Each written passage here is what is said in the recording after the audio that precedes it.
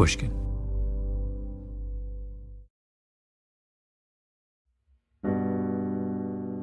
I grew up in what we call Calumet Heights neighborhood. It's just southeast side of Chicago, painted by violence and health inequities at a time where it was not nice to live in that neighborhood, at a time where it was very dangerous, where it was very gang-ridden. Yes, there's still a lot of violence today in Woodlawn. Nothing like just 20 years ago when I was a child growing up in these neighborhoods and having to watch out for myself. On a cold and rainy winter's day, I went to Chicago to see a young man named Abdullah Pratt. Big beard, thick black plastic glasses, built like a linebacker. What was your path? When did you decide you wanted to go into medicine, and when did you decide you wanted to pick emergency medicine?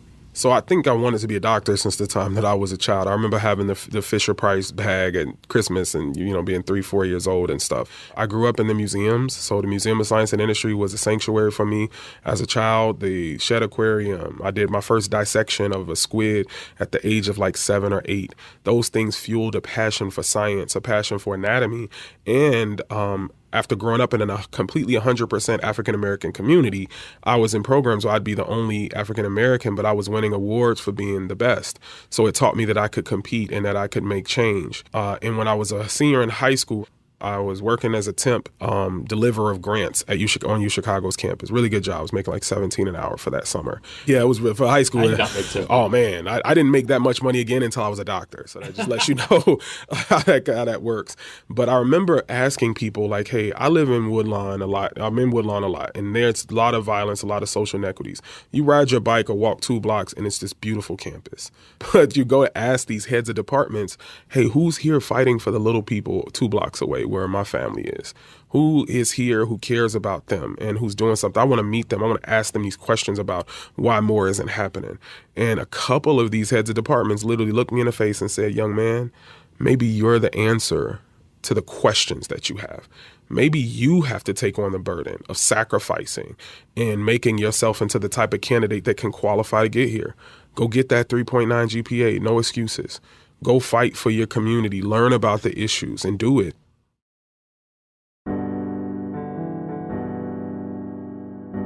My name is Malcolm Gladwell. You're listening to Revisionist History, my podcast about things overlooked and misunderstood. This is the final installment in our mini-series on gun violence. It's about a young man who grew up in one of the most dangerous communities in America, became an emergency room doctor, and decided to stay in the same neighborhood where he grew up.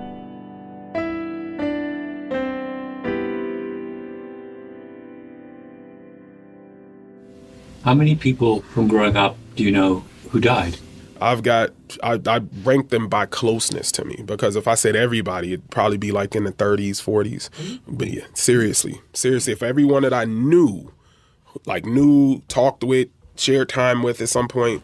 So I really keep it to close friends, right? So if I say close friends, people who I still have the text messages in my phone, people who I know their family members, their mothers, their fathers, prior to all of this, 15 friends. My older brother, is the one family member.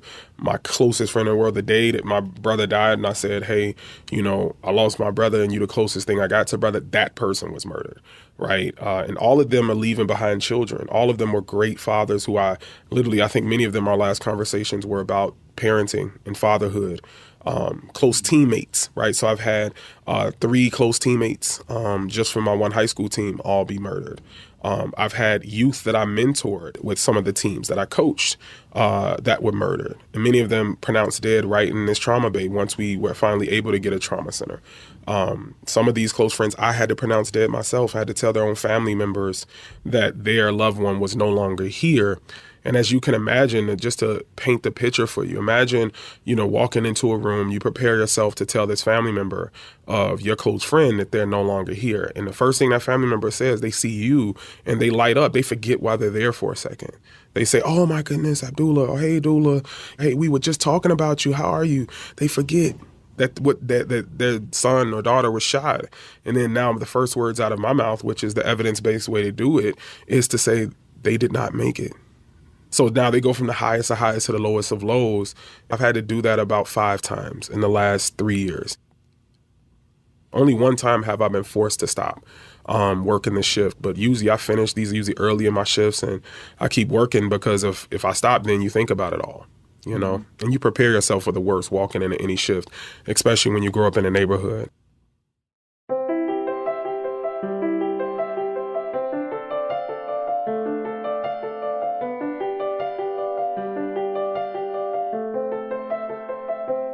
A few years ago, I did an episode of Revisionist History called The Standard Case, where I interviewed a Catholic priest named James Martin. He said something I've thought a lot about since. If you're a long-time listener, you may remember this moment. No, one of my professors of moral theology at Boston College, who I think you'd really like in terms of his writing, Jim Keenan. I met with Jim Keenan in Rome.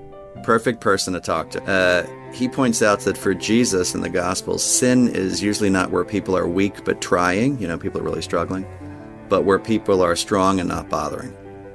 So, for example, the Good Samaritan, the priest, and the Levite they don't bother. They just don't bother. They could help the guy, but they don't bother. So Jim Keenan said, for Jesus, sin is a failure to bother to love. In the story of the Good Samaritan, a man is beaten and robbed and left for dead at the side of the road. And one by one, men of faith, holy men, pass by without stopping, move to the other side of the road. They aren't complicit in the attack. They would never do anything like that themselves. They just choose to look the other way. And that, Keenan says, is the sin. Sin is indifference. Sin is the failure to bother to care. That is what this series has been about. There is a deep river of blood flowing down America's streets, and yet it seems hard to get anyone's attention. The first 2 episodes of this series were about the Supreme Court's ruling in the Bruen case, where the court said that New York State's handgun licensing law was unconstitutional, and in their decision spent more time talking about the 17th century than the 21st century. You do that when you're indifferent. The president stands up and says we have to ban assault rifles, even though the guns he wants to ban aren't much different from the guns he didn't want to ban. You're that sloppy on a crucially important question when you've given up on any kind of meaningful change. Our success at treating gunshot wounds has lulled us into complacency. That was episode 4. We have hospitals in the wrong places for the dumbest of reasons. That was the 5th installment. The deeper I got into the subject of gun violence, the more bleak things seemed to be. So for this, our final installment, I went to Chicago and sat down with Abdullah Pratt in a little windowless room in the basement of the University of Chicago Hospital. And he showed me what bothering to care looks like.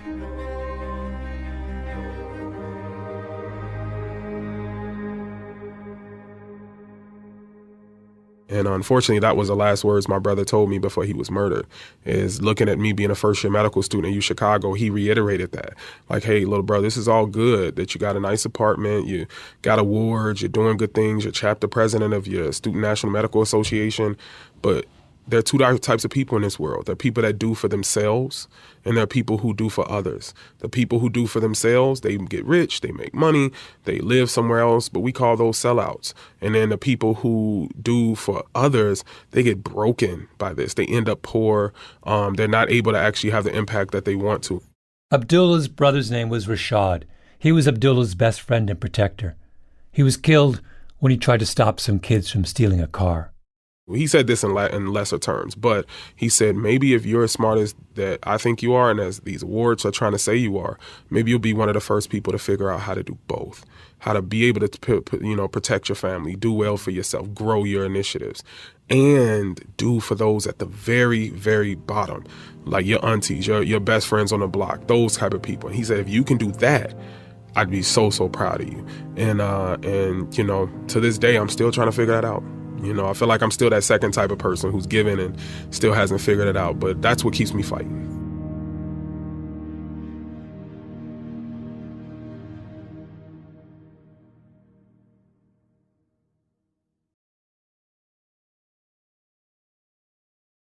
When I met with Abdullah Pratt, I asked him what the busiest night of the week was at a trauma center. He said, weekends, of course, and holidays, when people have been drinking a lot. This most recent month, the night before Martin Luther King's holiday was one of the worst trauma nights I've ever had. You're talking about, I think I had 6 people pronounced dead from violence all in a night.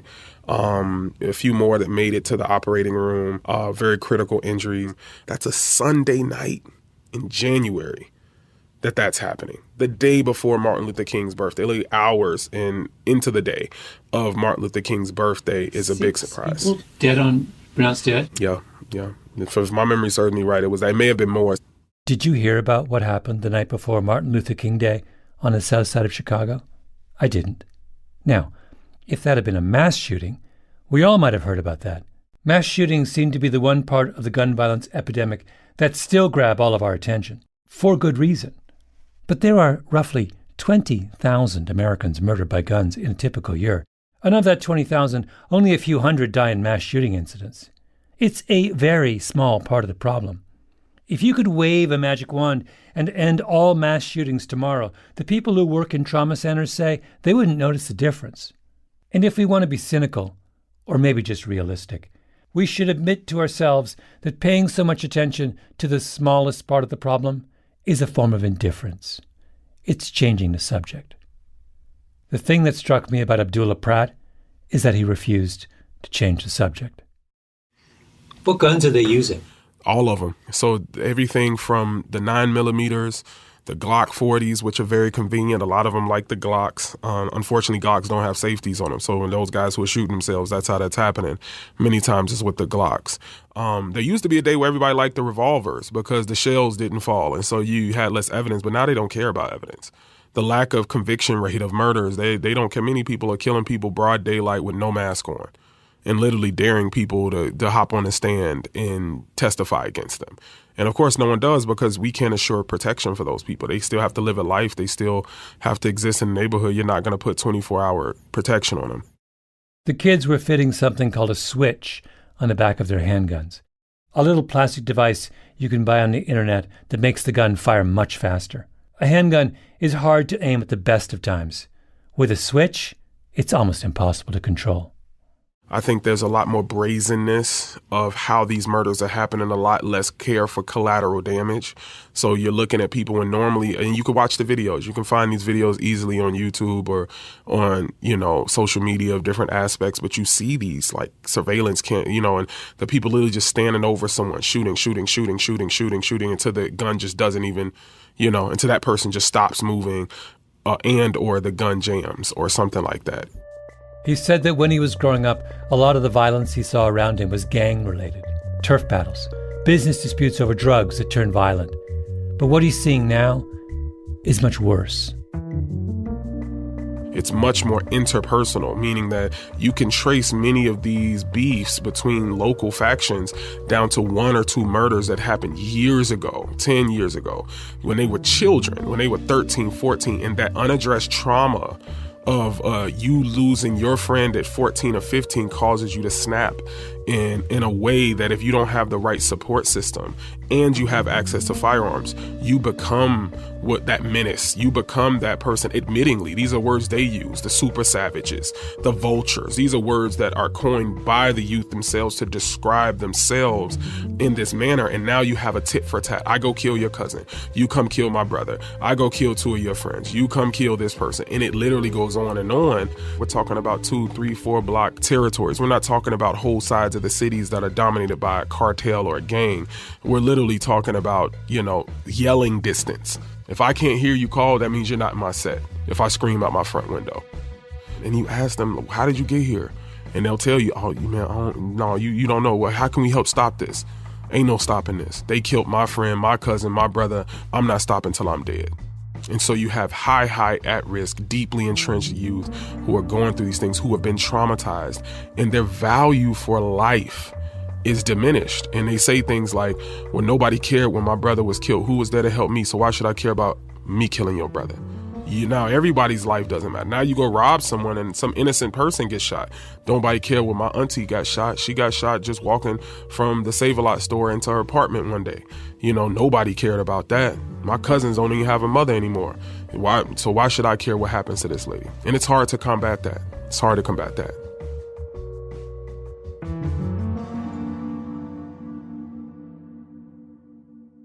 I began this series believing in stricter gun control, as you expect I would as a good Canadian who lives in a blue state. Background checks, licenses, age limits, sensitive place laws, on and on. I still believe in all those things, in the abstract, but after I sat and listened to Abdullah Pratt, I realized that very little of what I thought of as a solution would actually solve the problems he was talking about. Can you really pass a law and make a big dent in this kind of a problem? Expecting laws to handle this kind of violence is what we do when we're not really paying attention. This is all the scoreboard. Another word that's coined by our youth is check the scoreboard. So let's see how many people of yours we've killed, how many people you killed of ours, who's up. So it definitely is a competitive thing. It's a clout thing, an attention thing too. So you can make your name off who you kill, even if you have nothing against that person. Just by saying, I shot that person, everybody's mad, everybody's heard about that, look at me. When you place yourself in the shoes of a young man or woman who's never had a room full of trophies, never had the awards on their mother's refrigerator, they've never had anything to take pride in that says, I'm good at something, I'm a winner, at least at one thing. They don't even have that. And they feel like their whole life they've taken nothing but losses to their pride. Every day someone's stepping on them. Every day somebody's telling them what to do. Every day this. So when you run into somebody, you're like, listen, I'm not doing that again today. Today I will not take another L. And in those different types of situations, something like, hey, I'm a big name now because I shot and killed somebody. That may be the first time that anybody gave them any type of respect, any type of admiration, and adoration, unfortunately, happens. This may be the first time that girls know your name. So you might have went to high school, you were the one that maybe struggled to read. Maybe you had learning disabilities that were unaddressed. You didn't have the finances to dress in the nicest clothes. And now you're somebody. All of a sudden you wake up and people are talking about you on Twitter in these spaces, these very entrenched spaces, or on Snapchat or whatever the case is. And to many, that's a powerful position because for once they can control something. They can cause fear in someone. For a 30-year stretch starting in the early 90s, Chicago didn't have a trauma center on the south side of the city. So if you were shot there, you had to be taken to big hospitals at the other ends of the city, north to Northwestern or Cook County, or west to Advocate Christ Medical Center, which meant that if you were shot on the south side, you were far more likely to die in the ambulance before you got to the hospital. We talked about that in the previous episode. Abdullah Pratt was a big part of the fight to finally open a trauma center on the south side. And during that battle, one case hit him hard: the shooting of a young man named OTF Newski. And I didn't know this at the time, but there was a big scene gathered also not too far from where I grew up. And there were people standing around yelling at the police saying, why aren't you helping them? Why aren't you helping them? And this young man, I can remember driving past slowly as I get past the crowd and just seeing him gasping for air, blood all over the place, nobody helping, yellow tape starting to be put up. And I remember that just hit me heavily. And it was that day that I found out that there was a law that says that if there's an active shooter event going on or the scene hasn't been secured, the police do not allow ambulances in to help. And that's what also galvanized what myself, my MedKeep team does to try to train lay bystanders, not only in how to deal with these gunshot wounds, but also in the laws that allow them, the Good Samaritan Act, the innocent bystander laws that protect them from prosecution for trying to help if they're earnestly trying to help. And we trained over 7,000 youth in Chicago South Side in areas that had no other trainings like this going on. Trained 7,000 youth. young people in the South Side of Chicago, basically about how to handle a gunshot wound before help comes. Yeah, those things, those memories are etched into my mind almost as clear as my brother's, the memory of seeing him being pulled out of his truck the day he died. So when you look at it that way and you look at the potential, those young men would have been 26, 7 now. They would have been coming into their own, maybe helping stop violence. As he talked, he was on his way over to a school not far away, Dulles Elementary, to do one of those training sessions, this time with a group of fourth graders. Yeah, it's in the heart of Parkway Gardens, a.k.a. DeWick, a.k.a. O Block, right? The most notorious project housing still standing in Chicago. And we'll be there. We're going to teach them actually how to deal with gunshot wounds and do CPR. When I first get there for them, what it's going to be like is them, number one, saying, hey, who we are, this is a sensitive moment. But we asked them, how many of you all have lost a loved one, a father, mother, brother to gun violence? When we've asked that school before, 100% of their hands go up, and that's 100%. Rare. So for these fourth graders, they're going to be ask that. These hands go up. I'll show you the pictures and videos of it happening. Usually we get like 50%, 60%, and that's high.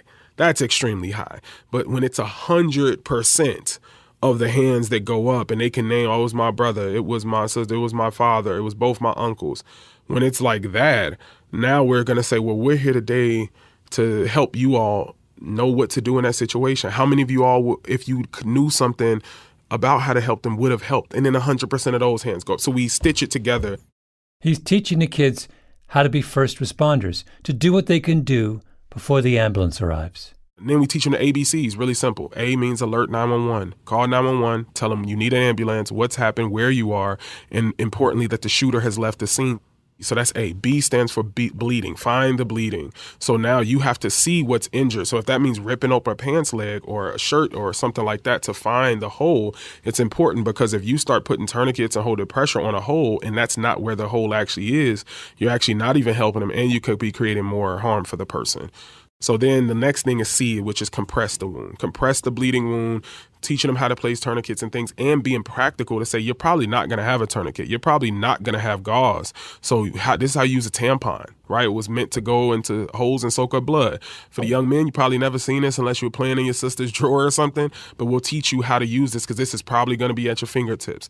You know, maxi pads and absorptor pads are going to be at your fingertips. That's what you need. You need to be able to pack these wounds to help absorb, to give this person time. And so we try to keep it simple. We're not trying to teach them how to be a trauma surgeon. We're trying to get them to feel confident enough to act, do something, call 911 early, sit there with the person, and then 911 will actually walk you through these things. In this past summer, we actually had a young lady, a young Latina lady who, one of my best students, and she came to me week 2, and she's like, Dr. Pratt, I need a new kit. I'm like, girl, you lost your kit already? I'm like, okay, I'll go get you a new kit. She's like, no, I didn't lose it. I promise, I didn't lose it. I said, what happened? She said, I had to use it. And I was like, well, what do you mean you had to use it? She was like, oh man, they shot someone right in front of my house. She said, I got it on video. She shows me the video. She did everything right. She took the time to watch the people leave. She calls 911 on the way out. She goes and gets her kit that we had just given her days before that. And then the police come right on time, and they're like, you can't be here, you need to move. And she's like, no, there's a law that says that I can be here and help, and I have the kid, and I don't want to see him die. And they're like, we'll compromise. We'll take the kit. We'll make sure we use it. We just don't want you in harm's way. You can stand off to the side. And literally she has the pictures and videos of them using everything in that kit, to the tourniquets, the gauze, the everything, strewn out, used. And so of course she got her another kit. And I was so proud of her for being able to do it. This young lady was either 16 or 17. She wasn't even a senior yet. So this was like a sophomore, junior. This is nuts. Yeah. In the streets of Chicago, an ER doctor who has lost 15 close friends and his older brother to gun violence is going out to local elementary schools on his afternoon off and teaching fourth graders how to stabilize a gunshot wound. This is what it means to bother to care. Abdullah Pratt doesn't turn his back on where he's from or hide behind a wall of indifference or change the subject. He sees a river of blood and he says, maybe there's something I can do right now to stem the tide. Do I know what the equivalent act is for the rest of us who don't live in the middle of the crisis? I don't. But we can at least start by acknowledging that Abdullah Pratt's Chicago is also our Chicago. Our country, our flesh and blood. We live here too.